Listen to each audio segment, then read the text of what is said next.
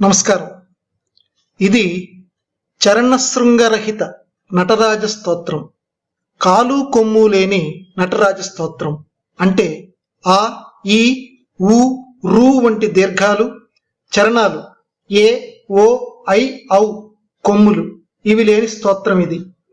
ఈశ్వరుడు నృత్యం చేసే సమయం సంధ్య. ఆ సంధ్యా సమయంలో ఈశ్వర ధ్యానం చేస్తే మనశ్చాంచల్యం అడిగి శాంతి అలవడుతుంది. నర్తన నైపుణి లయకౌశల్యము ఏకకాలంలో ఆస్వాదించిన పతంజలి శివతాండవ స్తోత్రం చేశారు. శంభు నటనమని ఈ చరణశృంగరహిత నటరాజ స్తోత్రానికి ఇంకో పేరు. పతంజలికి ఓసారి శివుని దర్శనానికి నంది అనుమతి ఇవ్వలేదు. అప్పుడు పతంజలి ఆసువుగా నటరాజును ఉద్దేశించి ఈ శ్లోకాలు చెప్పారు. కాళ్ళతో నడిచే కొమ్ములుండే జంతువు నంది, కాలు కొమ్ములు లేకుండా ఉన్న శ్లోకాలు పతంజలివి.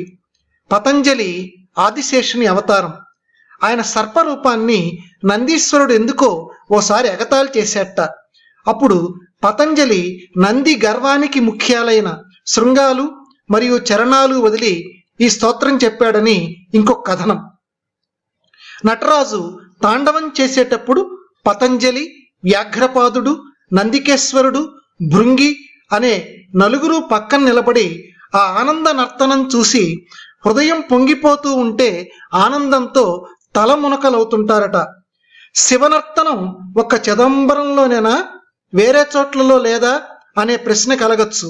సూర్యుడు చిదంబరంలో ఉదయిస్తాడు అని అంటే మన ఊర్లోనూ ఉదయిస్తాడనే అర్థం. సూర్యచంద్రులు అన్ని చోటుల్లోనూ ఉదయించినట్లే ప్రదోష సమయంలో ఈశ్వరుడు ఒక చిదంబరంలోనే కాదు అన్ని చోట్ల నర్తనం చేస్తాడు. విశ్వమంతా తన నర్తనలతో నింపుతాడు. పతంజలి, వ్యాఘ్రపాదుడు అనేవారు మహర్షులు. నంది, భృంగి అనేవారు దేవాంశలు. వీరిద్దరూ ఆరుగాలము ఈశ్వరుని అనువర్తించి ఉండేవారు.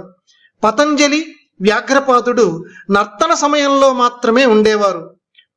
శివనర్తనపు లయతాళగతులను అనుసరించి పతంజలి ఈ స్తోత్రం రచించాడు. ఆయన ఆదిశేషుని అవతారమని ఇందాకే చెప్పుకుందాం. దేహము సర్పదేహంగాను, తల మనుష్యుని తలగాను ఉన్న చందంగా ఆయన్ని శిల్పులు చిత్రిస్తారు. వ్యాఘ్రపాదులకి పులికాళ్ళు, మనుష్యుని ముఖం. పులిపాదాలు రెండు భయం కలిగించేవైనా తమ తమ స్వభావం మరిచి శివతాండవం చూసే ఔత్సుక్యంలో ఆనంద పొలిమేరలో వాలిపోతూ ఉంటాయి. ఈశ్వరుడేదో నన్ను ఇట్లా పుట్టించాడు, నాకు కొమ్ములు కాళ్ళు ఉంటేనేం లేకుంటేనేం, నాకే కాదు నేను చేసిన స్తోత్రానికి కూడా లేవని పతంజలి నంది మొదలైన వారితో అన్నట్ట.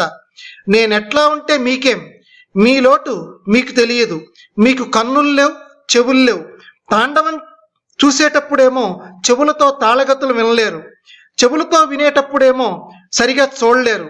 నాకు అలా కాక వీణులు కన్నులు ఒకే ఇంద్రియం కావటం వల్ల వీణు కంటి అని పేరు పొందిన నేను మీకంటే అదృష్టంగా ఆ భగవంతుని శివుని వర్ణనా నైపుణ్యాన్ని, ఆ నర్తనా నైపుణ్యాన్ని, ఆ తాళసరలని ఒకే ఒక్క అవయంతో అనుభవిస్తాను. అంత అదృష్టం మీకేది అని పతంజలి అన్నట్లుగా పెద్దలు నడిచే దేవుడు కంచిస్వామి వారు చెప్పారు.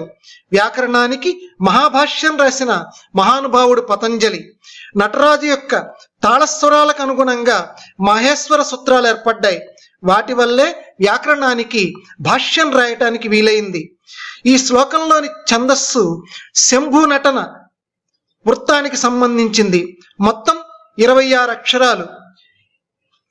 ప్రతి పాదంలోనూ జస నభ భ జ స నభ వ గణాలు వస్తాయి. ఈ 9 శ్లోకాల్లో 108 శివనామాలు ఉన్నట్లుగా ఇప్పటికీ చిదంబరంలోని నటరాజస్వామికి ఈ నామాలతో అర్చన జరుగుతున్నట్లుగా ప్రతిరోజు ప్రదోష సమయంలో చదువుకోవలసిన అత్యద్భుత మహిమాన్వితమైన స్తోత్రముగా సామవేదం షణ్ముఖ శర్మ గారు చెప్పారు. అంతటి మహిమోపేతమైన ఈ చరణశృంగ రహిత నటరాజ స్తోత్రానికి ఇప్పుడు మనం శ్లోకానికి తాత్పర్యం వరుసగా ఆ భగవంతుని దయతో తెలుసుకునేటువంటి ప్రయత్నం చేద్దాం.